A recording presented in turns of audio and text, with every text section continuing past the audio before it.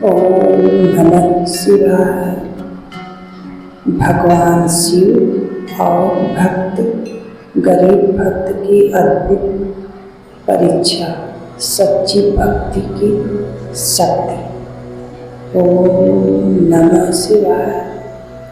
बहुत समय पहले हिमालय की तलहटी में एक छोटा सा गांव था। उस गांव में शिवराम नाम का एक अत्यंत गरीब किसान रहता था। उसके पास न धन था न बड़ी जमीन, लेकिन उसके हृदय में भगवान शिव के प्रति अटूट श्रद्धा थी। हर सुबह सूर्योदय से पहले वह नदी में स्नान करता, जंगल से बेलपत्र लाता और गांव के पुराने शिव मंदिर में जाकर प्रेम से कहता, हे भोलेनाथ, मेरे पास आपको चढ़ाने के लिए सोना चांदी नहीं है, मेरे पास केवल सच्चा प्रेम है। यदि मेरी भक्ति सच्ची है तो उसे स्वीकार कीजिए। मंदिर का पुजारी भी उसकी श्रद्धा देखकर प्रसन्न हो जाता था। समय बीतता गया।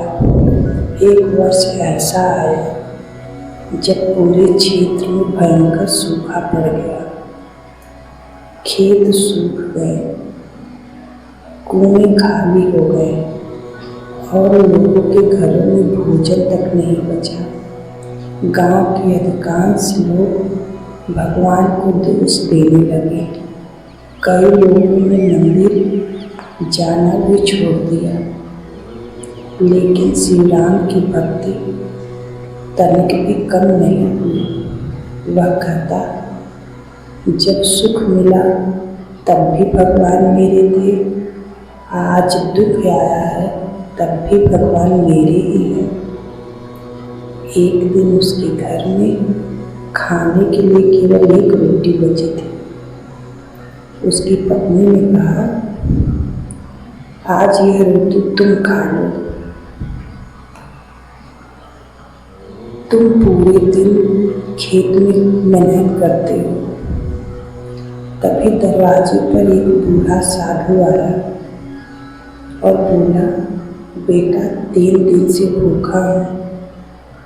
यदि कुछ मिल जाए तो प्रभु तुम्हारा कल्याण करेंगे। शिवराम ने बिना एक क्षण सोचे अपनी पूरी रोटी साधु को दे दी। पत्नी ने आश्चर्य से पूछा, अब हम क्या खाएंगे? शिवराम मुस्कुराया, जिसने हमें जन्म दिया है वही हमारी भी व्यवस्था करेगा। वह साधु वास्तव में स्वयं भगवान शिव थे, जो अपने भक्त की परीक्षा लेने आए थे। कुछ दिन बाद शिवराम जंगल में लकड़ी काटने गया। अचानक उसे एक चमड़े की पुरानी थैली मिली। खोलकर देखा तो उसमें सोने की असरफी भरी थी। क्षण भर के लिए उसके मन में विचार आया, यदि यह धन रख लूं तो गरीबी समाप्त हो जाएगी। लेकिन अगले ही पल उसने कहा, जो वस्तु मेरी नहीं है उसे रखना पाप है। वह पूरे गांव में घूम घूम कर मालिक को खोजने लगा। शाम तक एक वृद्ध व्यापारी रोता हुआ मिला, बेटा, मेरी सारी जीवन भर की कमाई खो गई है। शिवराम ने तुरंत पूरी थैली लौटा दी। व्यापारी की आंखों में आंसू आ गए। तुम जैसा ईमानदार मनुष्य मैंने जीवन में नहीं देखा है। उसने आधा धन देना चाहा, लेकिन शिवराम ने विनम्रता से मना कर दिया। रात को कैलाश पर्वत पर माता पार्वती ने भगवान से पूछा, स्वामी ऐसा भक्त संसार में बहुत दुर्लभ है। भगवान शिव मुस्कुराए, अभी इसकी अंतिम परीक्षा बाकी है। कुछ दिनों बाद श्री राम की छोटी बेटी गंभीर रूप से बीमार पड़ गई। वैद्य ने हाथ खड़े कर दिए। पत्नी रोने लगी। इतनी पूजा करने के बाद भी भगवान हमारी परीक्षा क्यों ले रहे हैं? श्री राम ने शांत स्वर में कहा, भक्ति सौदे का नाम नहीं है। मैं भगवान की पूजा इसलिए नहीं करता कि वे मुझे सुख दे। मैं उनकी पूजा इसलिए करता हूँ क्योंकि वे मेरे आराध्य हैं।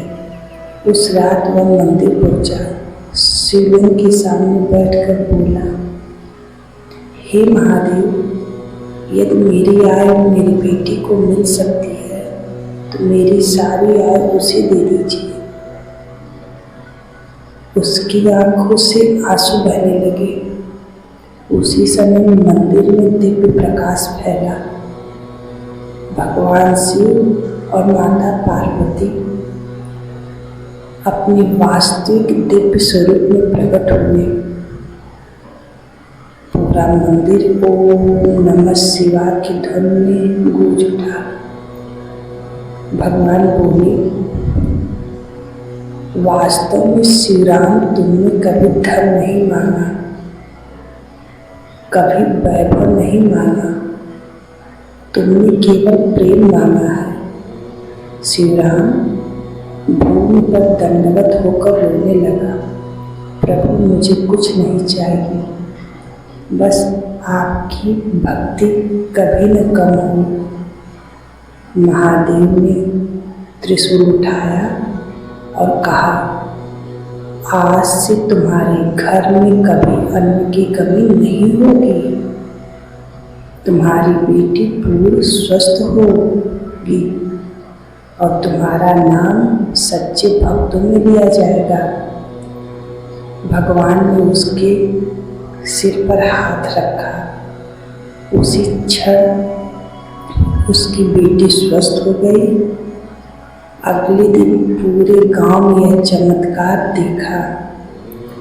धीरे धीरे वर्षा होने लगी। सूखे खेत फिर से हरे हो गए। लोग समझ गए कि भगवान केवल पूजा की सामग्री नहीं देखते हैं, वे भक्त का हृदय देखते हैं। उसी दिन से गांव में हर सोमवार सामूहिक शिव आरती होने लगी। श्री राम पहले की तरह साधारण जीवन जीता रहा। उसने कभी अपने चमत्कार का घमंड नहीं किया। वह लोगों से केवल एक बात कहता, भगवान को महंगे फूल नहीं चाहिए, उन्हें सच्चा मन चाहिए। कई वर्ष बाद जब श्री राम की अंतिम घड़ी आई, उसने मुस्कुराते हुए ओम नमः शिवाय का जप किया। कहा जाता है कि उसी समय आकाश से दिव्य प्रकाश उतरा। भगवान शिव के गण उसे कैलाश ले जाने आए। पूरे गांव वालों ने उस दिन अनुभव किया